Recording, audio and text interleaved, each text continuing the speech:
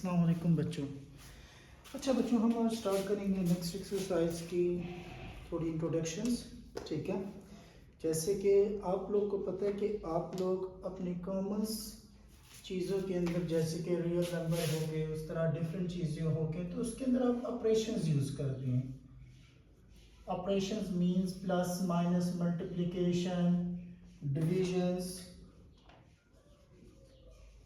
तो जो सेट्स हैं उनके ऊपर हम कौन सा ऑपरेशन अप्लाई करवाएंगे, क्योंकि ये हम कॉमनली ऐड नहीं कर सकते। जिस तरह हम रियल नंबर को ऐड करते हैं, ठीक है, रैशनल नंबर को ऐड करते हैं, इरेशनल नंबर को ऐड करते हैं, ठीक है, होल नंबर को आपस में ऐड करते हैं, तो इस तरह हम सेट को आपस इनडायरेक्टली ऐड सब्सट्रैक्ट मल्टीप्लिकेशन नहीं करवा सकते।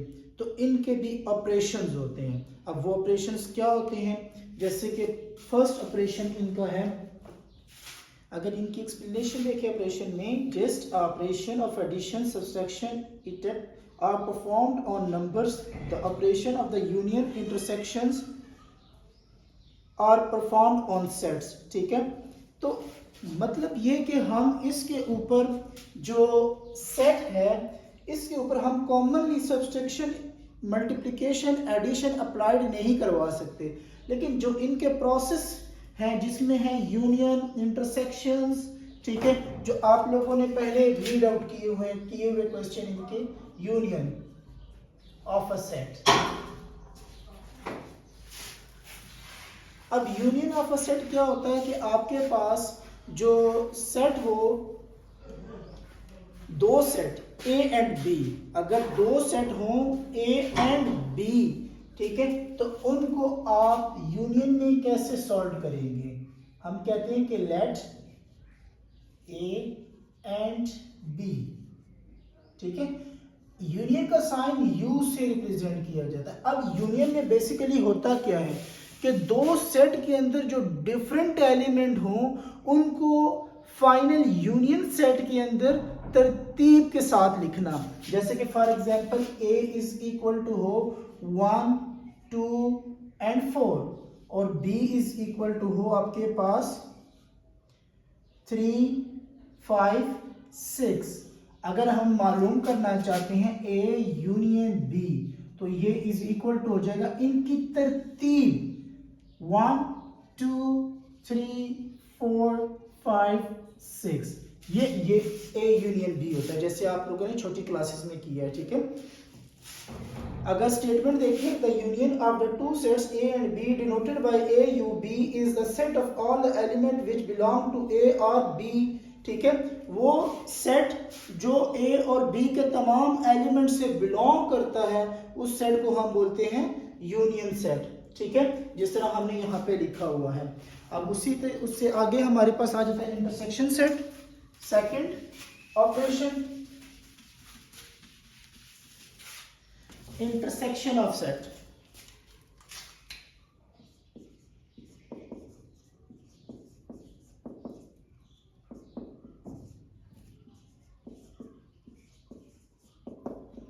अब इंटरसेक्शन सेट क्या होता है, इसको रिप्रेजेंट किया जाता है, आप समझ ले एन के साथ। ठीक है, तो अगर हम दो सेट लेते हैं और उनके दरमियान इंटरसेक्शन फाइंड करते हैं, उन दोनों का जो कॉमन सेट होगा उसको हम इंटरसेक्शन सेट बोलते हैं। फॉर एग्जांपल अगर हम एक एग्जांपल ले लेते हैं, a इज इक्वल टू हो आपके पास 2 4 5 और b इज इक्वल टू हो आपके पास 2 7 9।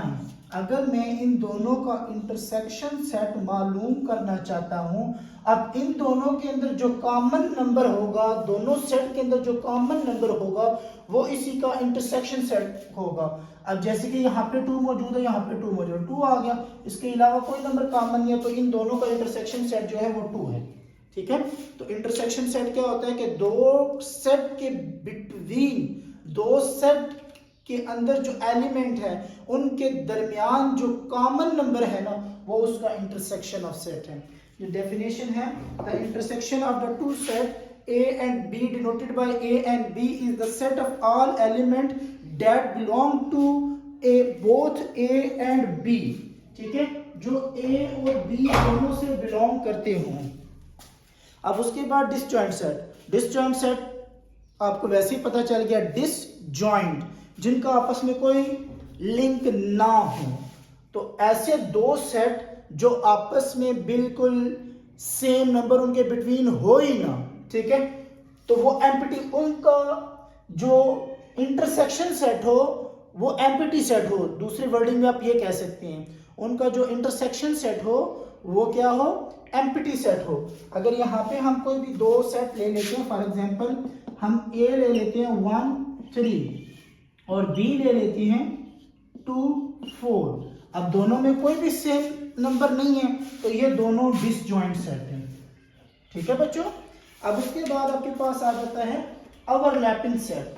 ओवरलैपिंग सेट या इसको आप ज्वाइंट सेट भी कह सकते हैं, आप इसको ओवरलैपिंग और ज्वाइंट सेट भी कह सकते हैं। ज्वाइंट का मतलब होता है कि जिनमें सेम हो, जैसे कि अभी हमने एक एग्जांपल इंटरसेक्शन सेट की लिखी थी, इसको आप ज्वाइंट भी बोल सकते हैं या ओवरलैपिंग।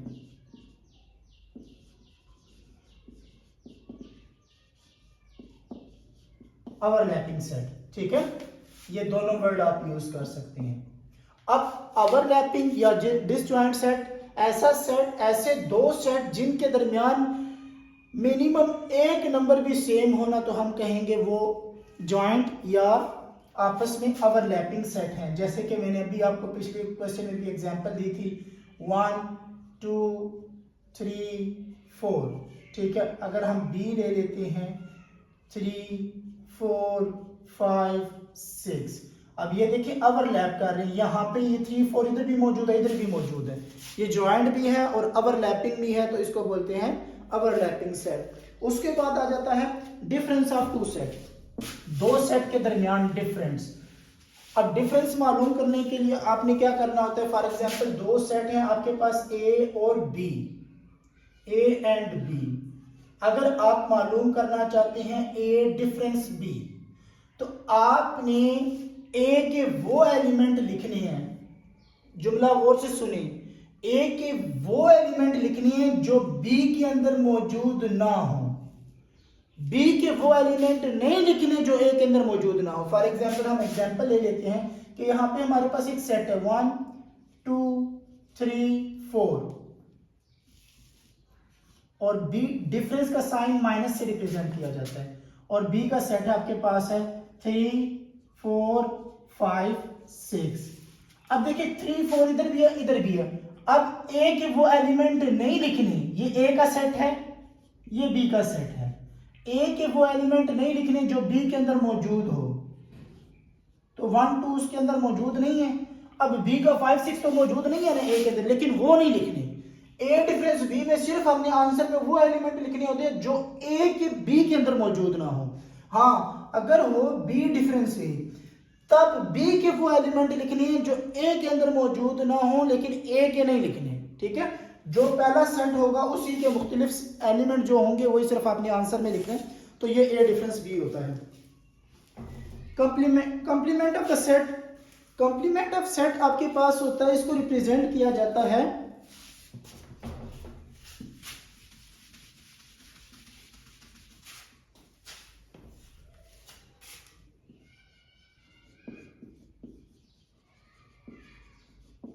Complement of set. बच्चों इसको तो या ए के ऊपर सी डाला जाता है, अगर आपको कहीं के फाइंड ए के ऊपर पावर सी, तो इसका मतलब है आपने ए का कॉम्प्लीमेंट्री सेट फाइंड करना है, या ए के ऊपर इस तरह प्राइम की लाइन हो, इसका मतलब ये कि इसका कॉम्प्लीमेंट्री सेट फाइंड करना है। कॉम्प्लीमेंट्री सेट कैसे मालूम करना है, फॉर एग्जांपल अगर मैंने ए सेट का कॉम्प्लीमेंट्री सेट मालूम करना है तो मेरे पास एक यूनिवर्सल सेट होगा, उससे मैं कॉम्प्लीमेंट्री सेट का डिफरेंस मालूम करूंगा, ठीक है। अब मैंने यू के वो एलिमेंट लिखने हैं जो ए के अंदर मौजूद ना हो, तो वो ए का कॉम्प्लीमेंट्री सेट हो जाएगा, जो भी आंसर आएगा, ठीक है।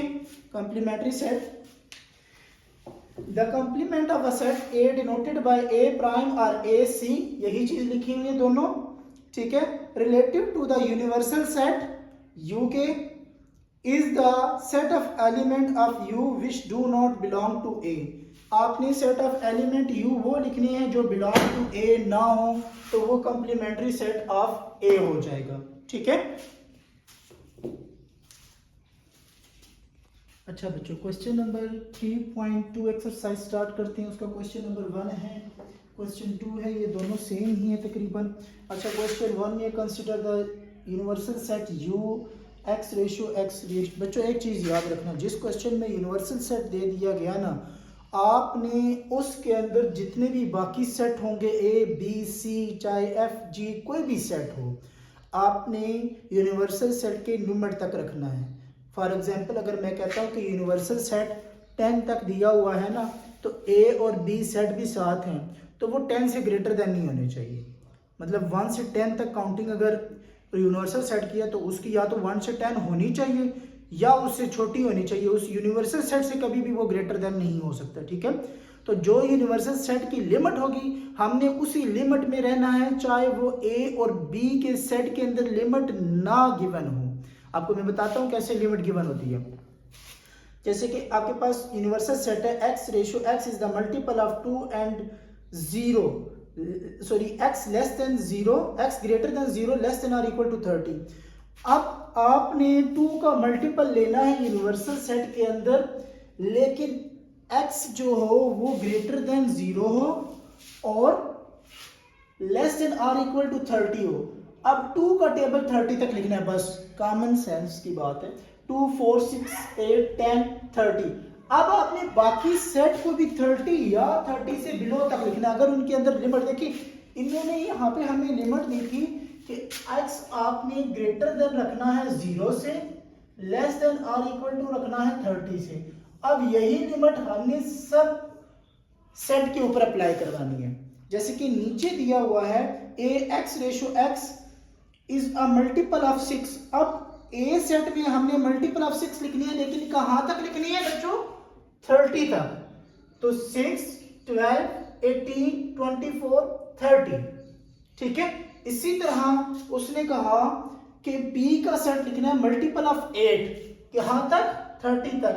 8 16 24। अब 8 4 32 होता है, 32 ग्रेटर देन 30 हो जाता है, तो फिर वो नहीं लिख सकते, तो ये 24 तक किया जाए। अब पता चला कि मैंने देखिए उससे ग्रेटर नंबर कहीं पे भी यूज नहीं, या इक्वल टू वही नंबर आया या उससे लेस देन आया। ठीक है, उससे ग्रेटर देन। अब उसका सेकंड क्वेश्चन था कि आपने मालूम, उसका पहला पार्ट था least all element set A and B in tubular form. आपने सिर्फ उनको ट्यूबुलर फॉर्म में लिखना था। कौन सी फॉर्म में बच्चों गिवन थे? आप क्वेश्चन को जरा देखेंगे तो क्वेश्चन में अगर आप देखें तो ये बिल्डर फॉर्म गिवन थी। कौन सी फॉर्म गिवन थी? बिल्डर। हमने उसको किस फॉर्म में कन्वर्ट किया? ट्यूबुलर। पहला क्वेश्चन का आंसर ये था। ठीक है, कि list all the set A and B in tubular form. फिर सेकंड पार्ट है उसका find A intersection B. A intersection B. Intersection की अभी हमने डेफिनेशन पढ़ी कि इंटरसेक्शन क्या होता है? दो सेट के दरमियान जो कॉमन चीज होती है ना, उसको हम बोलते हैं intersection of set A and B. अब इंटरसेक्शन लिखते हैं, हमने लिखा यहाँ पे ए इंटरसेक्शन बी। ये बच्चों इंटरसेक्शन का साइन है। ठीक है, तो यहाँ पे मैंने पहले सेट ए लिखा, फिर इन दोनों के दरमियान ये इंटरसेक्शन का साइन, फिर सेट बी लिखा। अब इन दोनों के दरमियान कॉमन सिर्फ क्या है? ये 24 बस। तो ये इसका इंटरसेक्शन ए इंटरसेक्शन बी का आंसर आ गया। ठीक है, 24। नेक्स्ट उसने क्या कहा है कि आप इसकी वेन डायग्राम बने। अब यूनिवर्सल सेट को रिप्रेजेंट किया जाता है बच्चों रेक्टेंगल के साथ। ठीक है, किसके साथ? रेक्टेंगल के साथ। फॉर एग्जांपल किधर भी आपने यूनिवर्सल सेट को रिप्रेजेंट करना है ना, तो वो आपके पास रेक्टेंगल आपने बनानी है। ये यूनिवर्सल सेट की शेप है। ठीक है, अब इसके अंदर आपने जो सेट को रिप्रेजेंट करना है वो सर्कुलर शेप में रिप्रेजेंट करना है। जैसे मैंने यहाँ पे, अगर इसको मैं दोबारा आपके सामने ड्रॉ करूं ताकि आप लोग को समझ आ जाए। देखिए, अब इन्हीं दोनों सेट्स का अगर मैं यूनिवर्सल सेट बनाना चाहता, सॉरी वेन डायग्राम, तो ये तो हो गया मेरे पास यू यूनिवर्सल सेट। ठीक है, यू से रिप्रेजेंट किया जाता है। अब ए का सेट, अब ए और बी को देखें, क्या उनके अंदर कोई सेम एलिमेंट है? यस, ये था ना 24। तो इसका मतलब है ये दोनों ओवरलैप कर रही हैं, तो इनको ओवरलैप करवाएं। इनको बोलते हैं ओवरलैपिंग सेट। ये सेट ए है, ये सेट बी है। अब ओवरलैप किसकी वजह से कर रही है? 24 की वजह से, क्योंकि वो दोनों का सेम है।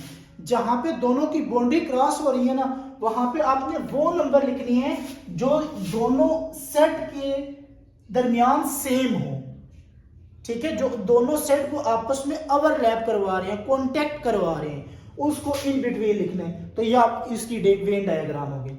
अब उसके बाद क्वेश्चन नंबर 2 भी ऐसी है, उसने भी बिल्डर फॉर्म दी हुई है। आपने पहले इसको ट्यूबुलर फॉर्म में कन्वर्ट करना है।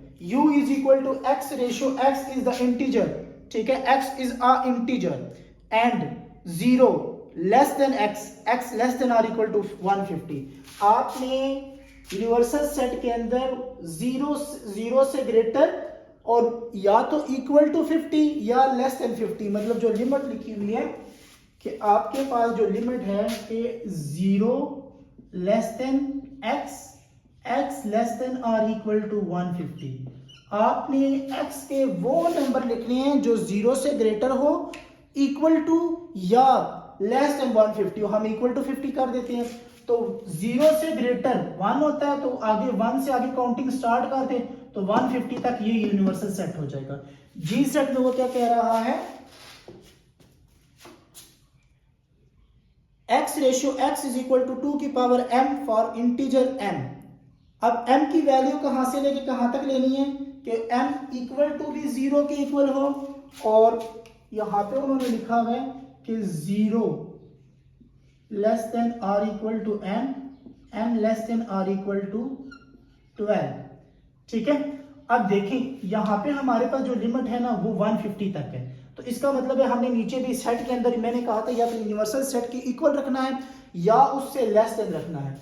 अब 0 हमने स्टार्ट करना है 2 की पावर m से। अब m की वैल्यू कहां से शुरू करनी है? 0 से, इक्वल टू 0 है ना, तो 2 की पावर 0 लेंगे वो 1 के इक्वल आ जाएगा, तो पहला 1 आ जाएगा।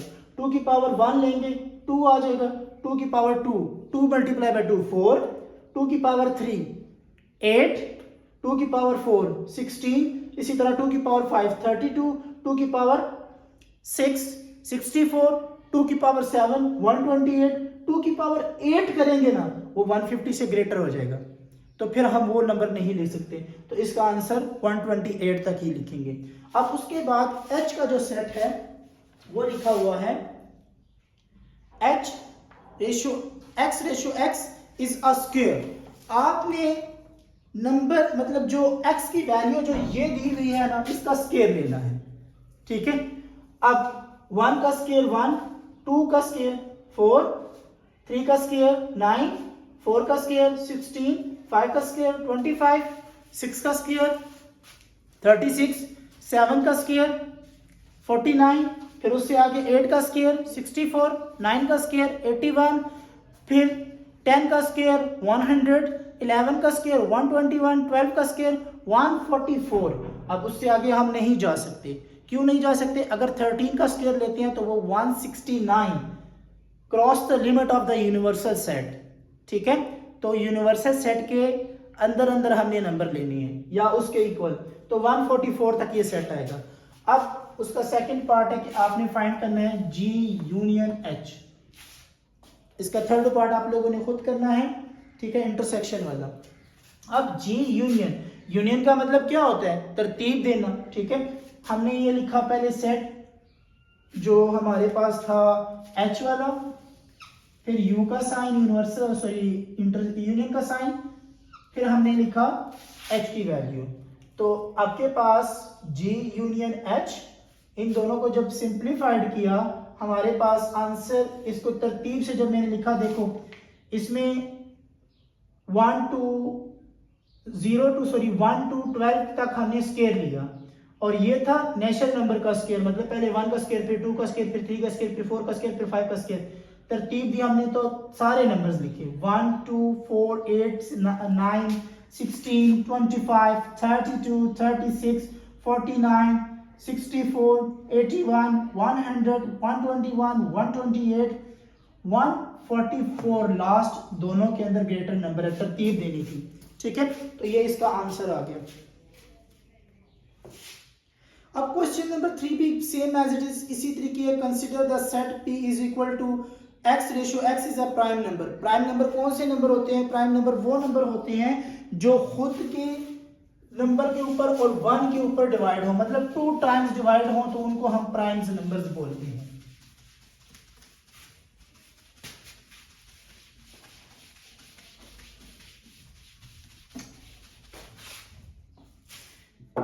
अब इस क्वेश्चन को आप लोगों ने प्राइम नंबर्स लिखने हैं 0 से लेके ग्रेटर देन 0 और 20 से लेस देन और इक्वल टू 20, ठीक है।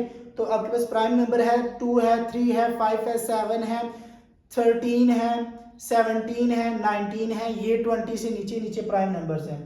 उसके बाद Q का जो सेट लिखना है वो आपने डिविजिबल बाय 210 जो 0 से x ग्रेटर देन 0 और 20 तक आपने 210 के मल्टीपल लिखने हैं, जैसे कि 2 है, 3 है, 5 है, फिर उसके बाद 6, इसी तरह आपने जितने भी हैं वो सेट बना लेना है। फिर P इंटरसेक्शन Q मालूम करना है और P यूनियन Q मालूम करना है। बच्चों क्वेश्चन नंबर 4 है। क्वेश्चन नंबर 4 में क्या कह रहे हैं कि verify the commutative property of union and intersection of the following pairs of set. आपने मुख्तलिफ पेयर्स ऑफ सेट 3 क्वेश्चन दिए हैं, तीनों के ऊपर आपने कम्यूटेटिव प्रॉपर्टी भी यूनियन वाली प्रूव करनी है और इंटरसेक्शन वाली भी। अब कम्यूटेटिव प्रॉपर्टी आप फर्स्ट चैप्टर में भी पढ़ चुके हैं, वहां पे a plus B is equal to B plus A था। यहाँ पे सिर्फ आपके पास यूनियन और इंटरसेक्शन का साइन आ जाएगा, बस बाकी सारी प्रॉपर्टी सेम है। अब जैसे पहला क्वेश्चन मैंने ये 2 एलिमेंट्स सेट लिखे हैं, एक हमारे पास सेट है 1 2 3 4 5, दूसरा सेट है 4 6 8 10। हमने commutative property under union a union b is equal to b union a और commutative property under intersection a intersection b is equal to b intersection a। अब पहला हम पार्ट करते हैं a union b is equal to b union a। पहले मैंने लिया left hand side a union b is equal to b union a union b लिया। अब a यूनियन b मालूम करने के लिए राइट हैंड साइड से उसमें मैंने a की वैल्यू पहले लिखी, फिर यूनियन का साइन, फिर b की वैल्यू। यूनियन का मतलब होता है तरतीब देना, 1 2 3 4 5 6 तक काउंटिंग कंप्लीट, ठीक है। फिर उसके बाद 8 10। अच्छा बच्चों ये नहीं कि आपने ये 2 मरतबा नंबर आया तो 2 मरतबा रिपीट करके लिखना है। नंबर्स सेट के अंदर 1 टाइम होता है, रिपीटेड टाइम नहीं होता, ठीक है बच्चों। अब उसके बाद और दूसरा ये चीज कि सेट को हमेशा कैपिटल लेटर से रिप्रेजेंट किया जाता है, स्मॉल लेटर से कभी भी इसको रिप्रेजेंट नहीं करना। फिर उसके बाद आपने फाइंड करना है B union A. Right hand side B union A का मतलब बी की वैल्यू पहले, ये बी की वैल्यू मैंने पहले लिख दी, फिर ए की वैल्यू। अब तरतीब उसी तरह, फिर बी फर्स्ट छोटा नंबर, फिर उससे बड़ा, फिर उससे बड़ा, फिर उससे बड़ा, लाइक असेंडिंग ऑर्डर्स। बिल्कुल यूनियन सेट जो होता है वो वही होता है, ठीक है। तो आंसर देखिए 1 2 3 4 5 6 8 10। तो यहाँ पे जो आंसर था ये वाला जो हमारे पास आया ये एंड ये आंसर, ये दोनों सेम है। तो इसका मतलब है hence prove that left hand side is equal to right hand side. Second part intersection की प्रॉपर्टी प्रूव करते हैं, a intersection b is equal to b intersection a, ठीक है। फिर उसके बाद left hand side a intersection b। a intersection b में हम क्या करेंगे, पहले a का सेट, फिर इंटरसेक्शन, फिर b का सेट, ठीक है। तो इन दोनों में अब देखिए कॉमन नंबर सिर्फ 4 है, ये सिर्फ 4 है। तो इंटरसेक्शन में आपके पास a इंटरसेक्शन b का आंसर सिर्फ 4 आ जाएगा, ठीक है। तो right hand side b intersection a, पहले b का सेट, फिर इंटरसेक्शन, फिर a का सेट। अब इसके दरमियान भी सिर्फ कॉमन नंबर जो है वो 4 है। तो इसका मतलब है इसका आंसर भी क्या है, b इंटरसेक्शन a का आंसर भी क्या है 4। तो लेफ्ट हैंड साइड और राइट हैंड साइड दोनों का आंसर सेम है, तो हम कहेंगे कि hence prove that left hand side is equal to right hand side. इसके बाकी पार्ट अपने खुद करने हैं, जैसे कि सेकंड में सिर्फ लिखा हुआ है n एंड z। n का मतलब होता है नेचुरल नंबर, मतलब ये सेट आपने लेट करना है, let a is equal to 1 2 3 4 5 6 7 8 9 10 and so on, क्योंकि नेचुरल नंबर उसने लिखा है, आपने कंप्लीट डॉट डाल देने, नेचुरल नंबर का सेट लिखना है। And z is the prime number. Prime number जो होते हैं plus minus 1 plus minus 2 plus minus 3, तो सेट b प्लस ये आ जाएगा। फिर आपने दोनों के दरमियान एक मरतबा यूनियन की प्रॉपर्टी ये वाली, फिर इंटरसेक्शन की प्रॉपर्टी। इसी तरह क्वेश्चन नंबर 3 में भी सेम एज इट इज आपने ऐसे ही करना है, ठीक है।